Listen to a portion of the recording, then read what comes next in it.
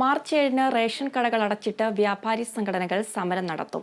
Union പ്രതിനിധിയുമായി മന്ത്രി GR Anil നടത്തിയ ചർച്ച പരാജയപ്പെട്ടതിനെ തുടർന്നാണ് കടയടപ്പ് സമരം. ജില്ലയിൽ മുഴുവൻ റേഷൻ കടകളും അടച്ചിടുന്നതിനൊപ്പം കളക്ടറേറ്റിന് മുമ്പിലേക്ക് മാർച്ചും ധർണയും നടത്തും.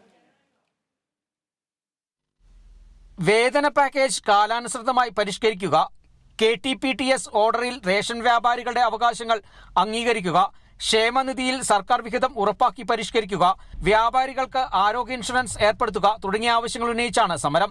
സംസ്ഥാനത്തെ 14,000-ഓളം വ്യാപാരികളിൽ 9,909 പേർക്കും നിലവിലെ വേതനം കൊണ്ട് കട നടത്താൻ കഴിയാത്ത സ്ഥിതിയാണെന്നും ഒരു വർഷത്തെ വേതന കണക്കുകൾ നിരത്തി സംഘടനാ പ്രതിനിധികൾ ചൂണ്ടിക്കാണിച്ചു.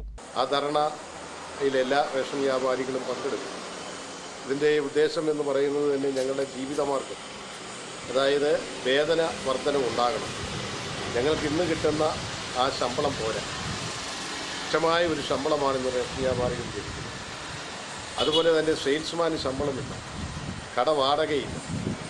ഒരു റേഷൻ വ്യാപാരിക്ക് 45 കിൻഡൽ സാധനം വിൽക്കുന്ന ഒരു റേഷൻ വ്യാപാരിക്ക് 18,000 രൂപയാണ് സർക്കാർ നിശ്ചയിച്ചിട്ടുള്ളത്.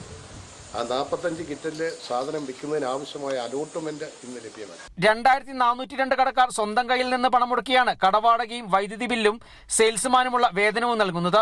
ഇത്തരം കടകൾ അടച്ചുപൂട്ടലിന്റെ വക്കിലാണ്. 183 കടക്കാർക്ക് 10,000-ൽ താഴെ മാത്രമാണ് വരുമാനമെന്നും നേതാക്കൾ ചൂണ്ടിക്കാണിക്കുന്നു. Kerala vision news, Idukki.